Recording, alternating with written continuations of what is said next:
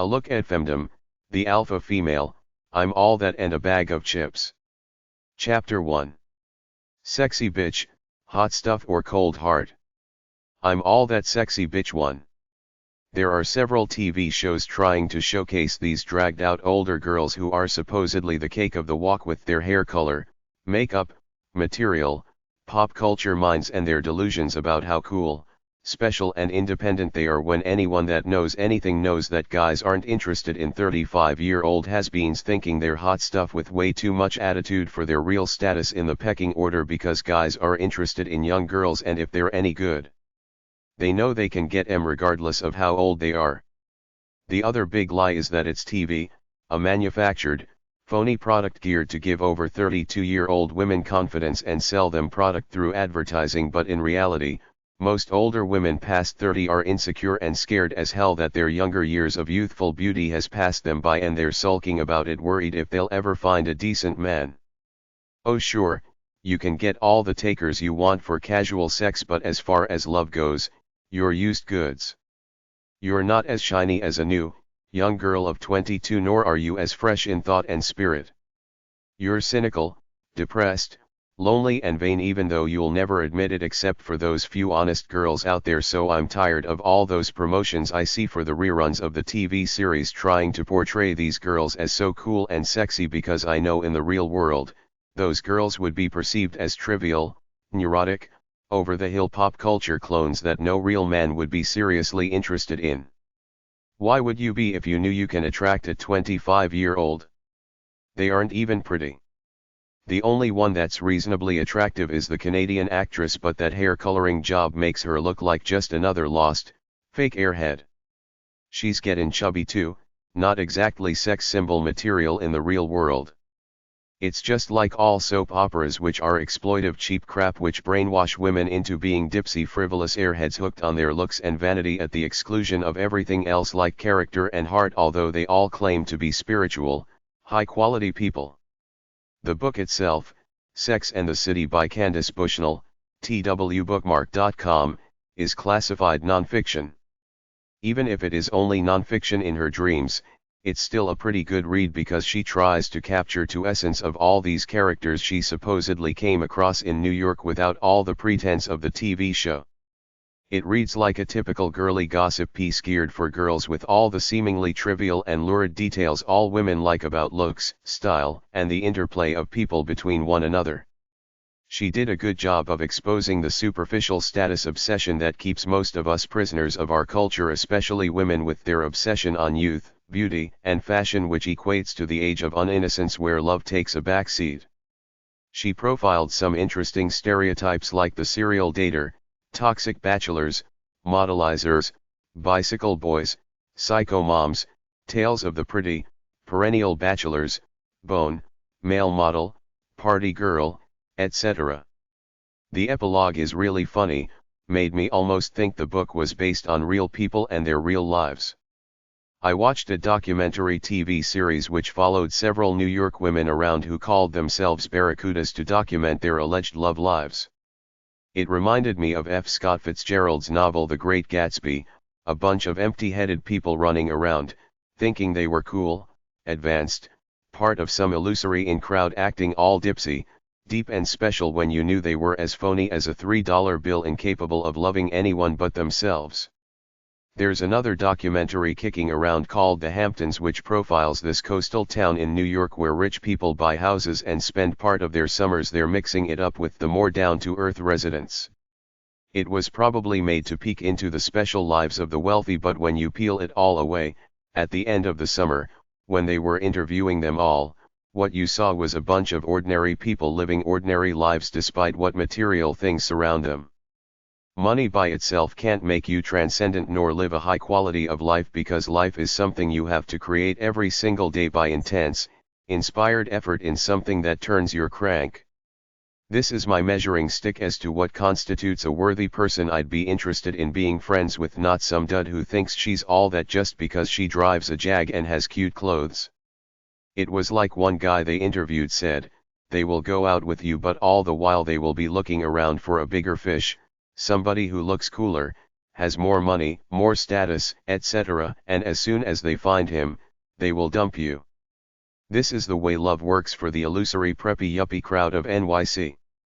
They will go to parties at Martha's Vineyard or the Hamptons in the summer, looking for rich guys who own a mansion, fashionably sipping on wine coolers, but in the end, to me, they were a bunch of self-centered frivolous narcissists trying to act cool, but you couldn't help but sense the overwhelming vibes of insincerity they gave off. They all think they're way cool, judge each other fiercely in the silent competition of beauty, status, and wealth of the boyfriend, and generally end up alone as they age, desperate for a marriage or married to dudes they don't really love but who have enough money to sustain them for a while until they get tired of it. There was a girl who drove a red convertible Mercedes and had a vanity license plate with the word goddess on it. She thought she was so cool, but a guy sees this and sees the problem with brainwashed American girls in general. It's like that song, "What Have You Done For Me Lately?" The thing that struck me was how special and advanced they all thought they were when underneath their fashionable clothes, they were all just plain Jane generic people without any true tested character in life, no great achievements nor any strong inspiration for a worthy soulful pursuit, yet they thought that all guys were lusting over them. I walked into a room somewhere for a meeting, and of the 30 or so 30ish and older so-called successful girls in there, every last one of them had blondish colored hair. Why are you trying to act cool by doing something so obviously corny like color your hair? Why can't you just be yourself in spirit and look? I'm all that sexy bitch too. Feminism and the pop culture media have destroyed a lot of the romantic relationships many women want, because young women these days are conditioned by both the media and the sexual revolution of feminism to think sex is all good, open, all over the place, lesbianism is good, and that if you dress sleazy and sexy, you will get sexual attention from guys. But even though this is supposed to be what's cool based on the image our corporate beauty/glamour industry and manufactured pop stars put forth, they neglect to mention many young girls don't want to be like this, and for discreet self-respecting people, it's not cool. Classy girls would rather be more cultured and reserved and save some of their sexuality, not go off half-cocked at 13 answering to the call of peer pressure and the media that wants them to buy all the latest products that are supposedly cool and trendy so that they think they will fit into the illusory in crowd on TV, but what they will really be is brainwashed clones, not strong enough to follow their true souls as individuals. Many young girls do all manner of sexually promiscuous things not because they're free and liberated by nature, but because they've been brainwashed to think that's what a cool, young girl supposedly does. She's a sexually liberated vamp who enjoys sex without much emotional attachment.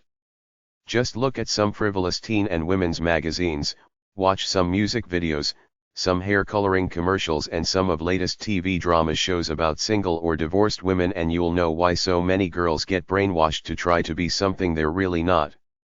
Even though guys like vampy women to have sex with, they want pure innocent cultured ladylike types for marriage material. If you're one of those floozies who think you're all advanced smoking your cigarettes, acting sleazy with your colored hair, the latest fashions, and caked on makeup, chances are you won't find an honorable guy to love you. He might screw you and use you for sex, but he won't love you because that's the message you're putting out, a disposable sex object, cool about casual sex because you're out there being funky, looking for a good time. A lot of girls these days have gotten the message from pop culture to be sexually free, liberated, assertive, and chase men, which is all fine and good for non-committal hedonists, but the mainstream society has disdain for hedonists in general. They don't like people who flaunt their sexuality in public. It's fine to be a hedonist discreetly, but if you walk around dressed like a music video hoe, you can't expect people to be positive towards you because it's frivolous, vain, and invading on their space. If you're playing the role of pop culture queen wannabe sultry slut, it turns people off because they don't want to see it out in the general public. Dress like that at the bar or at a party, but don't dress like a slut then go parading through the mall. It's just not cool. The truth is that most girls, even the slutty, fun girls, want a serious relationship. Through this seemingly sexually liberated veneer, they want an alpha male to take care of them and love them, but if you look like a sleazy slut in public to attract men, all you will attract is the lower tier guys who openly live in the gutter. By the time most girls hit 35, they're not that pretty anymore, so they can't get quality guys based on sex alone, as they're relegated to the dump heap of humanity, while a younger generation of babes fills the need for sex objects, testing out their emerging sexuality as a source of power on guys, but it's all temporary. It's like that old stripper I saw at a strip bar. She might have been beautiful once, but now she was a haggard, dragged out looking thing, smoking her cigarettes, sounding uneducated when she talked, so I figured she had a dim forecast of her future, about 37 years old, working as a stripper at that dive, her days numbered with no prospect of what to do once the owner said she was too old and ugly to work there anymore. Sexuality by itself as your identity as a sexy babe won't give you the power or love you really want. I'm a guy, I can live with sex without love, but I know that most girls are wired differently. Even the most cynical whore streetwalker still hopes for some alpha male to rescue her, sweep her off her feet and whisk her away, but alpha males ain't stupid. If they plan to commit to some girl for life, they want what the Bible calls a virtuous woman. A virtuous wife is precious, Proverbs 31:10, a quality lady of substance, not some sleazy bitch who thinks she's all that, using her sexuality as a tool of power. I see a lot of this pseudo-sexually liberated attitude in a lot of dumb kids who got nothing going for themselves in their lives, so they will try to get attention by acting sleazy and outrageous, and, of course, this is all reinforced by the pop culture media, which makes it seem cool to be sleazy. So you got all these people trying to act sexually liberated when deep inside, you know it's not cool to be that lewd and graphic in public, but a lot of people do it anyway. There is a double standard out there. Guys can go out, pursue recreational sex and be looked upon as the studs a male buck is supposed to be, but girls are held to a different standard. A virtuous woman shows discretion and restraint in public. She's the one who will marry the honorable guy, while the sexually assertive girl can get all the guys she wants, both rich and poor alike, who will want to have sex with her, but they generally won't love her because they know who she is, and no guy wants to be in a serious relationship with a girl who has the reputation of a slut, because it shows you're a poor hunter, a wimpy male with used goods, plus the fact that you can't trust her to be faithful to you. As I say elsewhere, sexual liberation and sleaze are not the same things, yet a lot of girls get mixed messages from the media and think it is. Sleaze is inappropriate and makes people feel uncomfortable, which is why truly enlightened sexually liberated people are discreet about their sex lives. You can find consenting partners without looking like a whore. Just be a pleasant person around pleasant, vital people, then do what comes naturally in a healthy, wholesome way, or go to the swinging scene and casual sex websites if that's what you want. But if you dress the part and act all in your face skanky out in public, the world will give you what you give it, a bunch of guys leering at you, treating you like a sex object babe who wants hard sex, then wants to be left alone to her vampy self with her cigarettes, lipstick, some rap videos about big bootied hoes, and a mirror to admire yourself. I'm all that sexy bitch 3. No self-respecting man will be with a bitch. If she thinks she's real hot stuff, she's a bitch. The common guru. Guys don't come on to feminist, smart-ass bitches. Nobody wants to be with a bitch, even a beautiful bitch. I am a woman in the prime of life, with certain powers, and those powers severely limited by authorities whose faces I rarely see. Adrian Rich. People call me a bitch whenever I express sentiments that differentiate me from a servant or a slut. Liberated girl. I'm tired of trying to be something I'm not in this white, male, corporate, golfin', dull world. Self-proclaimed funky bitch snapping her fingers, eating a bag o' chips. The bitch phenomena has much of its roots in lesbian, feminist circles, although there's another subgroup of bitches as covered in the American Bitches section, who are girls who think they're more beautiful, higher, and mightier than everyone else. Women are forever taught to be perfect, happy, cheery housewives and capable workers, never revealing sadness or worry, just perkiness and beauty all the time, which dooms many to stressed out lives and anger against men, which could make them be perceived as bitches. Women are trained to be pleasers, which causes frustration and unresolved anger, so you have to back off from the pleasing stereotype, let off some steam on your own, and be a bit more self-centered and less apologetic for your own sanity. Live a balance of loving yourself and loving others. Some feminists say there's a strong backlash against their feminist movement, which is trying to scare women away from independence and career by stating only 20% of single career women over 30 ever get married and other scary statistics like that, because deep down, women were raised on love and family and seem to want this, or at least be defined by this more than anything else. It doesn't matter how successful you are out there, if you don't have kids and a husband, you're not considered happy or successful. Throughout history, women were relegated to second-class citizen status, property of men, and considered on the same level as animals in some cultures. Elizabeth Cady Stanton, Margaret Sanger, Helen Gully Brown, Germaine Greer, The Female Eunuch, 1970, Gloria Steinem, Betty Friedan, The Feminine Mystique, 1963, and others helped women get out of the role of just housewives and helped them claim their sexuality for themselves, not just as receptacles for men. I'm all that sexy bitch for. Feminine women hate feminist bitches and vice versa. Once a woman is helped to see that her perceptions are valid and that it is alright to want to blame and feel like a victim, she can begin moving into the rage stage. The first myth is that the white male system is the only thing that exists. The second myth is that the white male system is innately superior. The third myth is that the white male system knows and understands everything. The fourth myth is that it is possible to be totally logical, rational, and objective.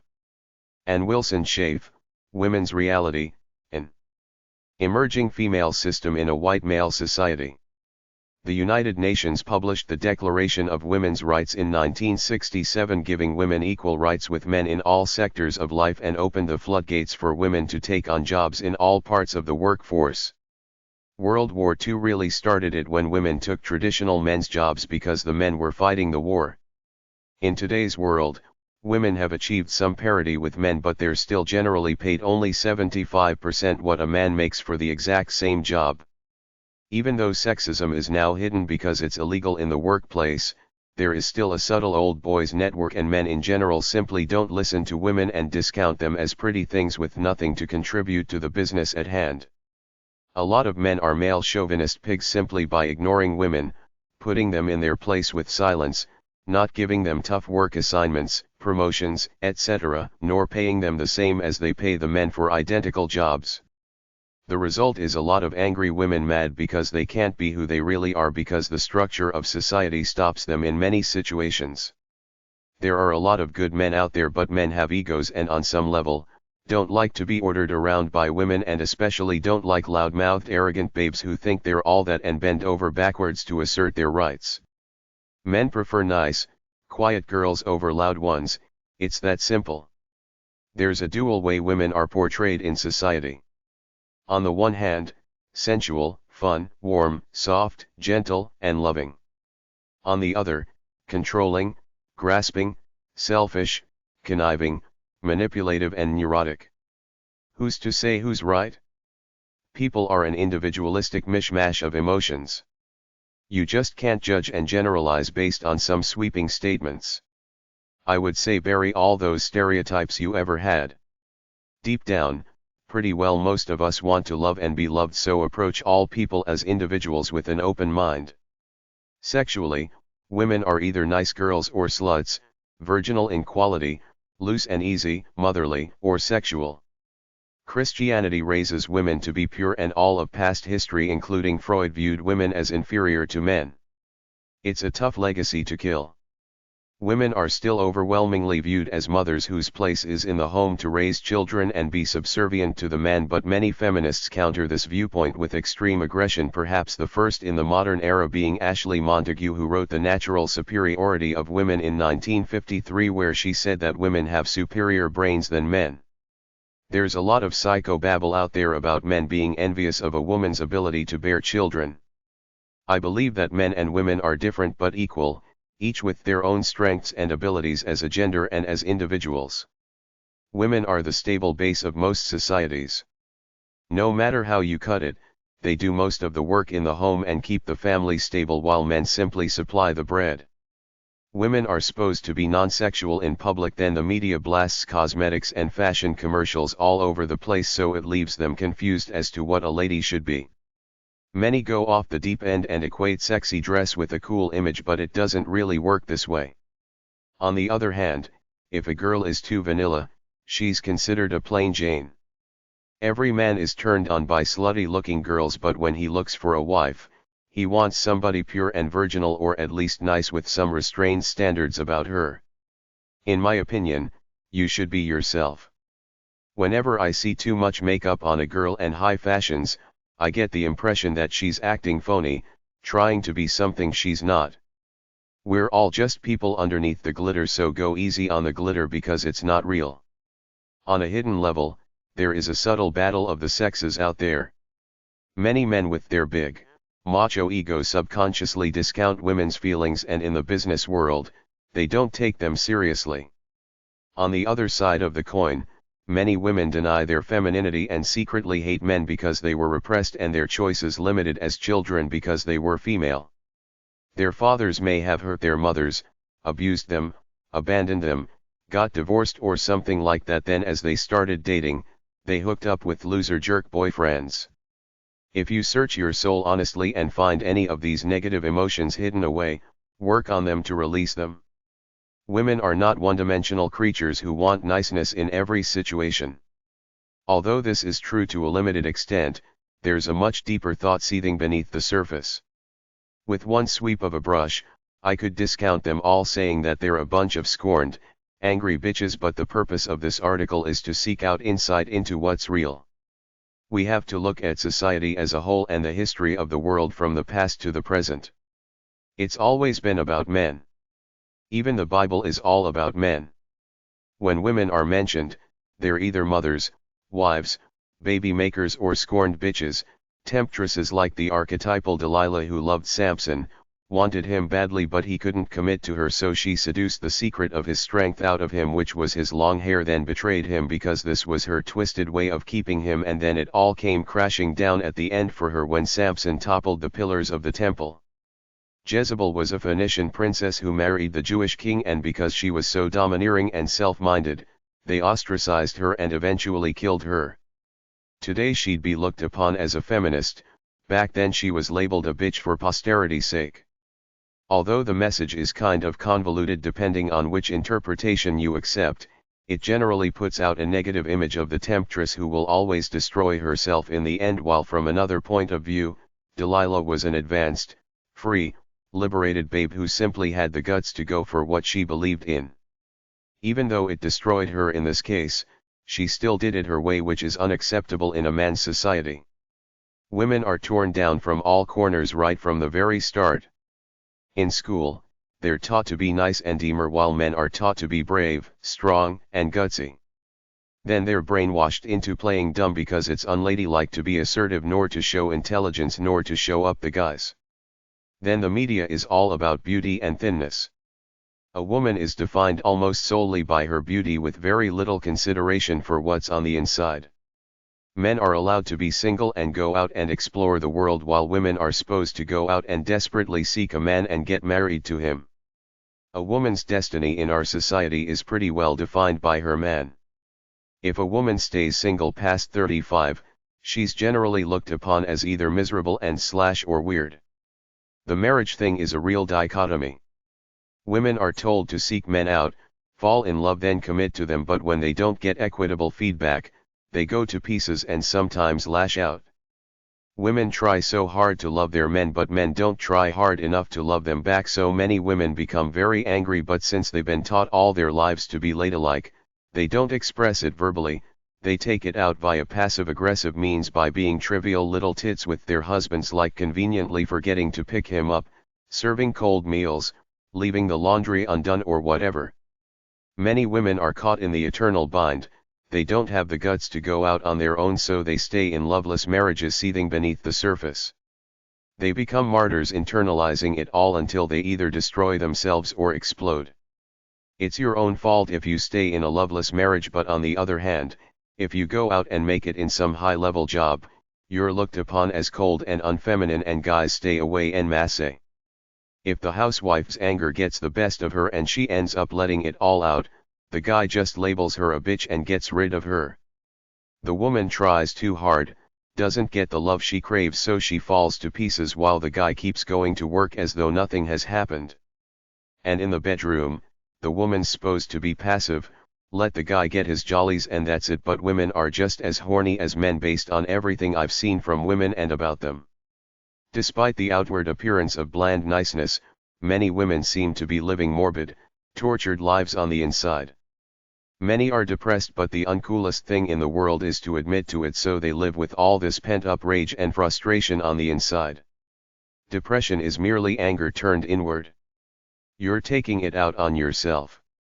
My conclusion as to the why of this state of affairs is the powerlessness that women feel in society, further compounded by their need to define themselves by a man. Their choices are generally either to marry a generic guy who won't love them as much as they want to be loved, or stay single and be looked upon as weird, self-centered bitches. They all want the fairy tale version of love, but very few will get it because there are very few Prince Charmings out there, simply because they don't have the time to be Prince Charmings. They have to work for a living. The curse of beauty as the definition of a woman is also a killer. With the endless stream of TV commercials and women's magazines, many women feel an invisible pressure to play the silent game of beauty competition and try to make themselves up with cosmetics and clothes, which is set up to never work to please a woman because they're never satisfied. It's a part of the carnal delusion that we live in. We always want more, but we never get filled up, plus the fact that every woman loses her youthful beauty by 35. She can still look alright, but will never be the dazzling belle at the prom anymore.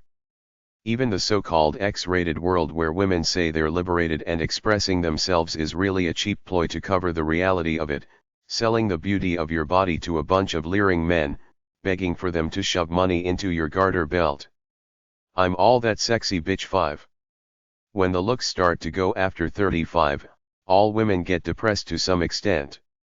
It could be argued that there's a silent conspiracy to keep women in their place, in the home or in a menial, support job out of the power positions. There's a double standard in the sexual realm, with men seemingly allowed to cheat and mess around, but if a woman does it, she's perceived as a home wrecker and or a bitch. It's a fact, women do not have the same choices as men as to how to live their lives. Combine this with the fact that women are emotional and intelligent by nature, so they overanalyze everything, then keep it all in, and you end up with a bunch of unhappy women with painted-on smiles walking around, which men quickly dismiss as either scorned bitches or the PMS syndrome, on the rag as they say. Men have a convenient way of dismissing difficult women as bitches. A difficult woman is someone who believes in herself and believes in going after what she feels entitled to, which is what men do all the time, but women aren't allowed to do this without being perceived as bitches. The media tries to portray difficult women as femme fatale, usually bitter and angry people who get their just punishment at the end. The classic archetype of the bitch is the manipulator, the temptress, the seductress who uses her sexual charms to get what she wants from men. In a sense, this is the only power many women have over men, their sexual charms. Beyond the anger issue implicit within women in general, I've found that women are no different than men on the morality scale. Some are nice, but some are evil, taking out their anger through such things as conniving to get their way, gold digging, teasers, being snobs, drama queens, black widows, vicious gossipers, and the list goes on. Many women are brought up in Cinderella-type delusions and selfishly want it all. They expect to get it all without regard for who they have to hurt in the process. I believe most women are decent people who are misunderstood just like men, but there are truly evil bitches out there just as there are truly evil men, so don't take it all so hard. Life's a bitch, lighten up. If you want to do something, do it. Forget about stereotypes and all the assholes in the world trying to bring you down, even if it's your husband. If he's a bum, get rid of him. There are true cold bitches out there and everybody hates them. Somebody once defined a bitch/battle axe as a furious, frustrated, finicky, futile, frenzied girl mad because she's really a man trapped in a woman's body living in a man's world, tired that she has to keep up with this beauty competition with all the other chicks around, especially now that she's getting older. A lot of girls are quiet bitches, bitchy inside with that phony easygoing smile, keeping it all in until they get home when they scream and eat junk food to try to make it all better. I don't judge bitches, just stay away from them. I live by vibes. I can usually penetrate past the glittery exterior to feel the vibe of a cold bitch. I look into faces to see the permanent imprint from how you live your life. Despite the bleach blonde hair and the fake tits, I often see frustration, misery, sadness, and anger, not happy people enjoying their lives. There are plenty around trying to act like cool, enlightened people. The defining statements are ambition and anger at the world because life is not the way they want it to be. Bitches are alpha females with attitude, thinking they're all that, go girl, got it going on, so they expect diva service when out in public, and when they don't get it, they act all bitchy and vain. In the end, many women are torn between being nice and being themselves, which is often much more assertive, and because many keep it in, they get bitter, angry, and depressed. Women just want some control over their own lives rather than following the script of being defined by a man.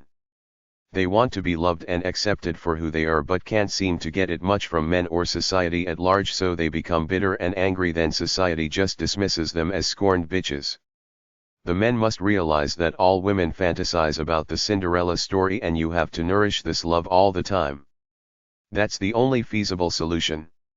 In my opinion, this rift won't end anytime soon. Men have the power and they want nothing more from women but to use them as maids and sex kittens. That's the reality of it. If you want liberation, don't take it. If people don't like you because you're assertive, don't bother with them or move on. There are no simple answers. You have to find the balance between being yourself assertively and being nice.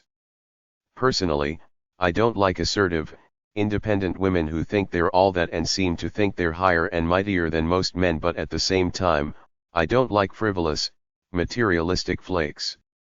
I like nice girls being themselves. If they have a skill or a good job, that's fine as long as they don't flaunt it as if they were all that. It's a combination of niceness, softness, and femininity. Just as nobody likes a chauvinistic bastard, nobody likes a scorned bitch. The 3 greatest acts of revenge I've seen by a scorned bitch are: cutting the penis off, melting several candles, then pouring the hot wax onto the penis of a sleeping guy. A girl who used superglue on her husband's cock, sticking it to his leg while he slept. He had to go to the hospital to get it cut loose. A bitch slap is a situation where a bitch gets the better of some guy somehow. She bitch slapped him means she got him good, sucked him in. You might find books about femme fatale biographies at #920.72 at the library. Try the book Eternally Bad, Goddesses with Attitude by Trina Robbins, Conary Press.